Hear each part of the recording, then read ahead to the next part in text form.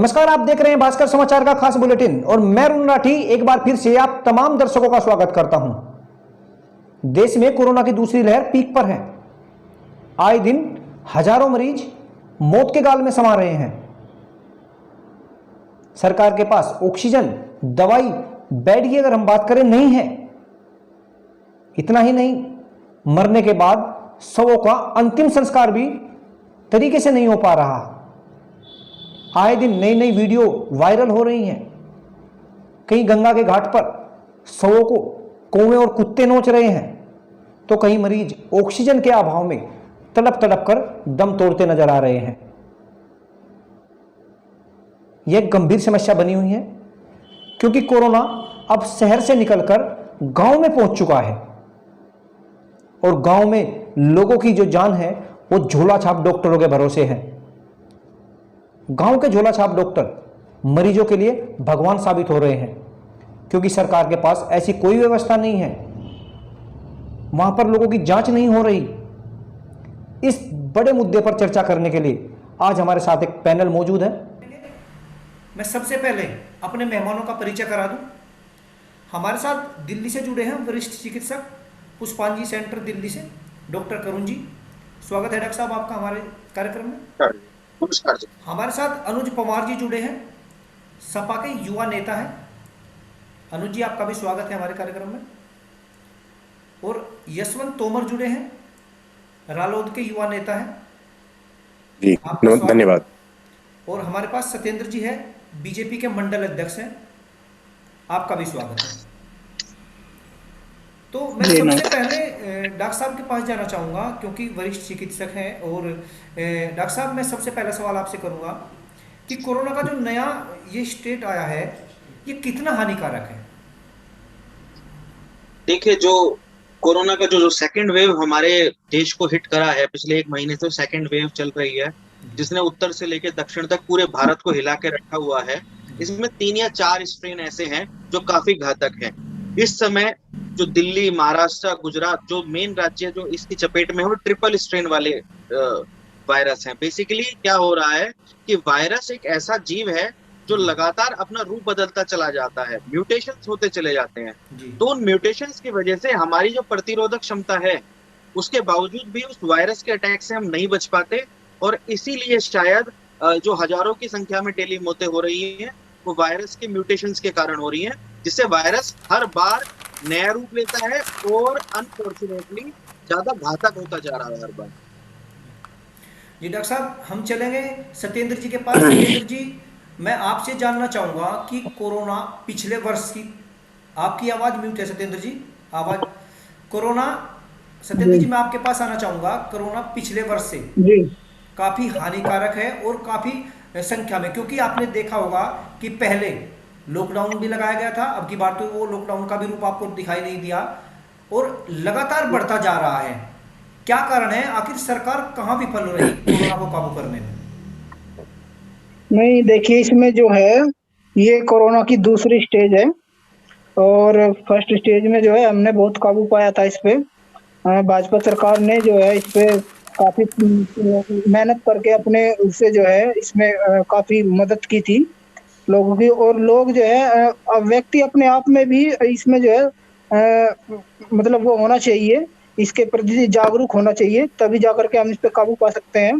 क्योंकि बीमारी इतनी घातक है कि इसमें जो है सभी चीजें सरकार के ऊपर नहीं छोड़नी चाहिए कि व्यक्ति खुद नहीं इसमें मतलब सक्रिय होगा तब तक कुछ नहीं हो सकता। और ये सेकंड स्टेज है, इसमें भी ऐसा ही करना है। हमें जो है खुद अपने जो है अपने शरीर का ध्यान रखना है और अपने आसपास में वातावरण का जो है, और सोशल डिस्टेंसिंग का, मास्क वगैरह का, डबल लेयर का मास्क लगाएं।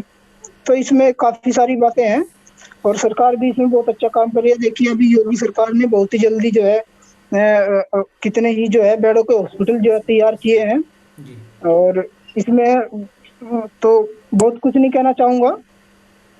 बाकी ये है कि सरकार आपके पास अभी हमारे साथ यशवंत जी जुड़े हैं, युवा नेता है, आरएलडी से हैं।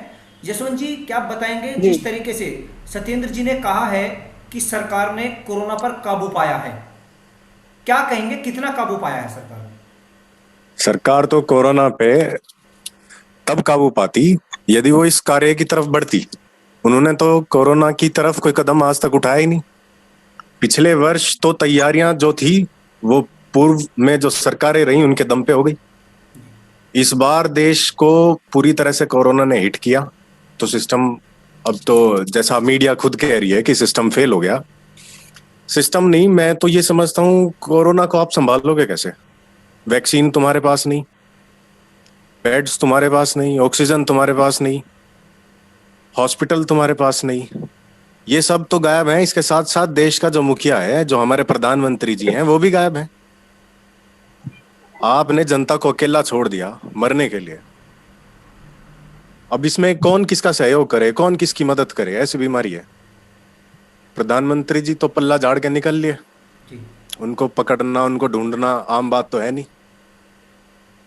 अब सत्येंद्र जी ने आपने, क्योंकि जिस तरीके से 2020 की अगर हम बात करें, प्रधानमंत्री जी कोई हफ्ता या कोई 15 दिन कोई ऐसे जाते थे जो जनता से रूबरू नहीं होते थे, लेकिन इस दौर में तो प्रधानमंत्री भी जनता से रूबरू नहीं होते।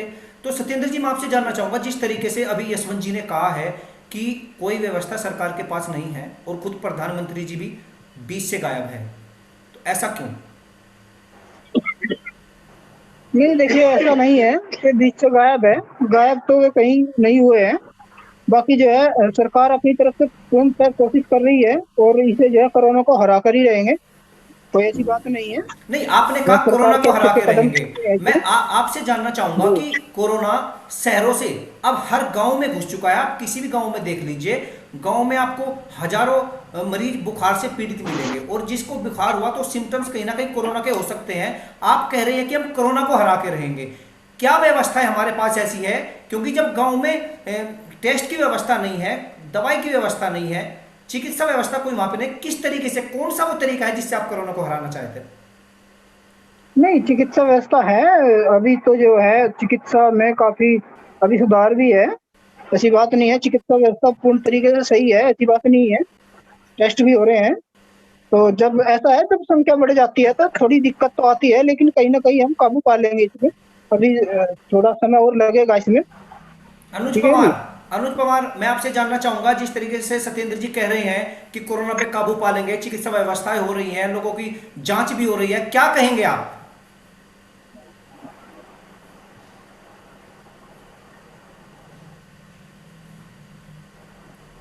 अनुज पवार, क्या आप तक मेरी आवाज जा रही है? चलिए डॉक्टर साहब से बात कर लेते हैं। डॉक्टर करुण जी हमारे साथ हैं। डॉक्टर साहब, जिस तरीके से लहर बढ़ती जा रही है, आए दिन हजारों मौतें हो रही हैं, लाखों मरीज आए दिन बढ़ रहे हैं, तो क्या तरीका है ऐसा कि हम कोरोना पर काबू पा सकें? देखिए, चाहे वो पहली वेव हो या जो अभी करंट की वेव चल रही हो, तरीके तो बेसिक ही हैं, क्योंकि वायरस के लिए बहुत इफेक्टिव मेडिसिन तो अब तक नहीं आई हैं। जो हमारे पास इफेक्टिव सॉल्यूशन है वो केवल वैक्सीन ही है, और वैक्सीन का प्रोडक्शन भी अभी लिमिटेड ही है। तो it will take lot of time कि सारी पॉपुलेशन वैक्सीनेट हो जाए। तो जब तक सारी पॉपुलेशन वैक्सीनेट नहीं हो जाती, तब तक इस पे काबू पाने के केवल और केवल 3 उपाय ही हैं, जो हम पिछले 1 वर्ष से सुन रहे हैं। मैं उसे दोबारा रीइंफोर्स करता हूँ। जब भी हम मिले किसी से तो हमेशा मास्क लगा के रखें। मास्क हमेशा जब लगाओ तो वो नाक के ऊपर होना चाहिए, ना कि वो नीचे की तरफ ठोड़ी पे लगा हुआ हो। मास्क लगाइए, सोशल डिस्टेंस मेंटेन रखिए, 6 फीट की दूरी कम से कम आपस में रखिए, और हाथ को लगातार धोते रहें और सैनिटाइज करते रहें। केवल ये 3 ही बेसिक प्रिंसिपल है जो लगभग 1.25 साल से हमारी सोसाइटी में है, और हमें इन्हीं को फॉलो करना है जिससे कि हम कोरोना पे काबू पा सकें। जो नई चीज आई है वो वैक्सीन है, और होपफुली जब सब सरकारें आपस में मिलकर काम करेंगी, चाहे वो आरएलडी की हो या बीजेपी की हो या कांग्रेस की हो, क्योंकि देश में अलग अलग एरियो में अलग अलग सरकारें हैं, तो मुझे ऐसा लगता है कि सभी आपस में सहयोग करके यदि इन सब चीजों को काम करेंगे तो हम 100% ऐसे इंडिया विनर निकलेंगे। अच्छा डॉक्टर साहब, बताया गया है कि ये वायरस अब हवा में फैल चुका है, इससे कितना खतरा बढ़ सकता है? हाँ, यू आर राइट। जो लेटेस्ट लैंसेट का पब्लिकेशन है, लैंसेट हमारा एक मेडिकल बुलेटिन है जो काफी पॉपुलर है और साइंटिस्ट द्वारा पब्लिश होता है। यस, जो वायरस है वो हवा से फैलता है, इसके अभी प्रमाण मिले हैं, और यही कारण है कि अब ये और घातक होता जा रहा है। तो इसीलिए आज इस समय में मास्क की उपयोगिता और भी ज्यादा बढ़ जाती है। इट मीन्स जब भी आप घर से बाहर निकलें यदि आप पब्लिक के कांटेक्ट में भी नहीं है, यदि आप किसी के नजदीक भी नहीं जा रहे हैं, तब भी मास्क लगा के ही निकले, जिससे आप अपने आप को बचा पाए। जी डॉक्टर साहब, बिल्कुल सही बात है कहीं ना कहीं, क्योंकि जिस तरीके से हम कोरोना को हराने की बात कर रहे हैं, वैक्सीनेशन की सुविधा हमारे पास नहीं है, तो हमें स्वयं लोगों को स्वयं ही इससे बचाव करना पड़ेगा। सैनिटाइजर का ध्यान रखना पड़ेगा, मास्क की व्यवस्था करनी पड़ेगी, घर से बाहर निकले तो मास्क लगा के निकले, जब बाहर से घर में आए तो हाथों को अच्छी तरह से साबुन से धोएं, क्योंकि पिछले एक साल से लगातार इन चीज़ों का प्रचार प्रसार जोरों पर चल रहा है। लेकिन कहीं ना कहीं अब जिस तरीके से कोरोना गांव में घुस चुका है, ये एक बड़ी समस्या बन चुकी है। क्या यशवंत जी क्या बताएंगे कि गांव के लोगों को दवाइयां या टेस्टिंग मिल पा रही है या नहीं? अट्टी जी, आपने बिल्कुल अच्छा सवाल पूछा। मेरा मन था इसी तरफ आने का। जी गांवों में ना तो कोई टेस्टिंग हो रही। मैं अगर बागपत जिले की बात करूं, सबसे बड़ा जो नगर है, सबसे बड़ी जो सीएचसी है वो बड़ौद की है। जी और बड़ौद सीएचसी पर भी टेस्टिंग किट फुल नहीं है। लोग 3-3 घंटे 4-4 घंटे लाइन में लग करके वापस आ रहे हैं। अभी मेरे मित्र सत्येंद्र जी ने बताया था कि सरकार जो है चिकित्सा की तरफ काफी कुछ आगे कर चुकी, काफी कुछ बढ़ चुकी। वैक्सीन की बात करें, ज्यादा पुराना किस्सा नहीं हुआ, अभी कुछ दिन पहले ही बात है, शामली में कोरोना वैक्सीन की जगह रेबीज की वैक्सीन लगा दी गई। इससे ज्यादा लापरवाह सिस्टम, इससे ज्यादा लापरवाह चिकित्सा सुविधा और क्या होगी प्रदेश में? और एक नहीं, शायद 3-4 मरीजों को लगाई गई थी। तो वैक्सीन का तो मैं नहीं समझता, चिकित्सा की तरफ मैं नहीं समझता प्रदेश की सरकार कुछ ध्यान दे रही है। अन्य प्रदेशों में हो सकता है कुछ उम्मीद से बढ़कर वे लोग काम कर रहे हो, लेकिन हमारे प्रदेश में तो सिस्टम बिल्कुल कोलैप्स हो चुका। और इन लोगों के बस की कोई पावर है नहीं, इन लोगों के बस की कोई काम करना है नहीं। ये तो अब जनता बिल्कुल आसानी से समझती जा रही है, धीरे धीरे सबको समझ में आ रहा है। जी सत्येंद्र जी, हम आपसे बात करेंगे क्योंकि आप जिस तरीके से बागपत की अगर हम बात करें, शामली की हम बात करें, और अगर अन्य जनपदों की भी अगर हम बात करें, वीडियो भी सामने आ रहे हैं, अस्पताल में ऑक्सीजन नहीं है, अव्यवस्थाएं बहुत ज्यादा फैली हुई है, मरीज तड़प तड़प कर अपनी जान दे रहे हैं, मरीजों की मौत हो रही है। तो ये व्यवस्था कंट्रोल करने में क्यों नहीं आ रही है? सरकार क्या कर रही है? हाथ पे हाथ धरी बैठी है। नहीं देखिए, कई चीजें हैं इसमें कि ऑक्सीजन की भी जो है इसमें कमी पूरी करनी है, और इसमें जो है पेशेंट का बेड का भी इंतजाम करना है, और इतने बेड भी नहीं है। अब धीरे धीरे जो है हॉस्पिटल भी बनवा रहे हैं, यही तो और बात बेड है, की हॉस्पिटल बनवा रहे हैं, बेड नहीं है। यही तो सबसे बड़ा सवाल है सत्येंद्र जी। सबसे बड़ा सवाल ये है कि आपने भी खुद कहा है कि बेड नहीं है और अस्पताल बनाए जा रहे हैं। अरे पिछले 1 वर्षों से हम कोरोना से जूझ रहे हैं, हमें पता था कि दोबारा फिर लहर आएगी। जब तक हम कहां सो रहे थे? भारत ने कोरोना की दवाई बनाई, वैक्सीन बनाई, लेकिन वो वैक्सीन बाहर देशों को भिजवा दी, जबकि पहले अपने आप को सुरक्षित रखना चाहिए था। यह बड़ा सवाल है, वो वैक्सीन बाहर क्यों भिजवाई गई, अपने लोगों को क्यों नहीं लगवाई गई वैक्सीन? देखिए ऐसा है, इसमें जो है वैक्सीन बाहर भिजवाई गई, इसमें ये नहीं है कि जब जो है वैक्सीन हमारे पास में थी तो बाहर भिजवाई गई, लेकिन अभी जो है अभी हमें वैक्सीन चाहिए, हमें वैक्सीन चाहिए, लेकिन एक्सपायरी भी कुछ होती है भाई। वैक्सीन की एक्सपायरी है, जब तक हमारे पास थी तो कोरोना नहीं था, ठीक है ना। अब कोरोना है, दूसरे स्टेज है कोरोना की, अब वैक्सीन की जरूरत है, कोरोना था ठीक है ना। अब नहीं, ये वैक्सीन की कैसी जरूरत बात है आप सत्येंद्र जी कर रहे हैं? कोरोना कहाँ नहीं था? कोरोना 2020 से है, और 2020 के 20 के बीच में ही हमने कोरोना की जो वैक्सीन बनाई, हमने बाहर देशों को सप्लाई कर दी। हम वाहवाही लूटना चाह रहे हैं दूसरे देशों से। आज दूसरे देशों ने कोरोना पे कंट्रोल कर लिया है। दूसरे देश में आज कोरोना के इतने मरीज नहीं है जितने भारत में। तो पहले अपने लोगों को वैक्सीन मिलनी चाहिए थी, वो क्यों नहीं दी गई? ये बड़ा सवाल है। देखो वैक्सीन जो है, वैक्सीन मिल पा रही है सभी को, ऐसी बात नहीं है। वैक्सीन सभी को लगी है और अब भी लग रही है वैक्सीन। वैक्सीन जो है कमी नहीं है वैक्सीन की, ऐसे तो इसमें जो है और टेस्ट भी हो रहे हैं, और नहीं, सरकार ये लगातार हम इस नहीं प्रयास कह में रहे, लग रही है। ये विपक्ष भी कह रहा है। अभी यशवंत जी ने भी बताया कि गांव में टेस्ट की सुविधा नहीं है, कोई वैक्सीन की सुविधा नहीं है। ये हम नहीं कह रहे, ये विपक्ष कह रहा है। हाँ, ऐसा है, विपक्ष कह रहा है, ये बात ठीक है, लेकिन इसमें जो है टेस्ट और वैक्सीन दो अलग अलग पहलू है। स्टाफ भी इसमें जो है इतना भी ज्यादा नहीं है स्टाफ हमारे पास।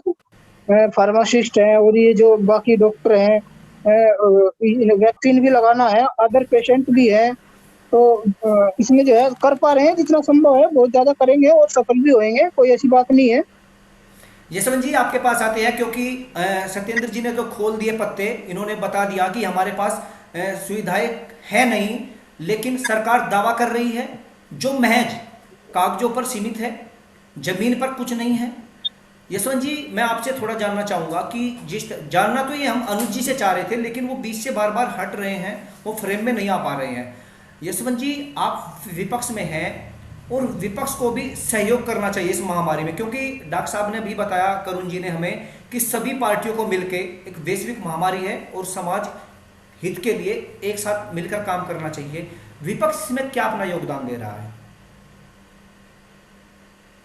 जी देखिए, पिछले वर्ष जब कोरोना देश में आया तो हमारे नेता माननीय जयंत चौधरी जी ने किसान ट्रस्ट की एक वेबसाइट लोगों के बीच में उसका प्रसार किया जी कि आप इसके थ्रू अपना दान पुण्य जो भी आप लोग करना चाहें वो कर सकते हैं। जी और किसान ट्रस्ट के बैनर तले पिछले वर्ष मैं समझता हूँ जितने हमारे यूपी बागपत वेस्ट यूपी के जितने जिले हैं, इन जिलों से जितने भी लेबर क्लास यहाँ से गई है सड़कों से किसी अन्य वाहनों से, जी हमने सभी को खाना खिलाया, सभी के रहने सहने की व्यवस्था करी। पिछले वर्ष हमारा लोकदल का कार्यालय भी मजदूरों के लिए खुला हुआ था, यशवंत वहां जी पर आपकी बत्ती बात लगाने बिल्कुल का भी ठीक है। काम किया। पिछले वर्ष तो हर किसी ने सहयोग किया, विपक्ष ने भी सहयोग किया, सामाजिक संस्थाएं अब की बार दिखाई नहीं दे रहे कहीं पर भी, क्योंकि पिछली बार तो घर घर डब्बे पहुंचाए जा रहे थे, लेकिन अब की बार वो सुविधाएं नहीं है।